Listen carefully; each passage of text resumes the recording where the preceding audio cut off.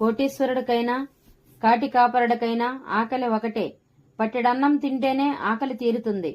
మనిషికి ఎంత ఇచ్చినా తృప్తిపరచలేం. కాని అన్నదానంతో కడుపు నిండగానే ఇంక చాలయ్యా అని సంతృప్తిపరచగలం. అంతటి మహాపుణ్య కార్యం అన్నదానం. అందుకే పరమేశ్వరుడు సాక్షాత్తు అన్నపూర్ణదేవి ద్వారా అన్ని దానాల్లో కన్నా అన్నదానం మిన్న అనే విశిష్టతను ఈ లోకానికి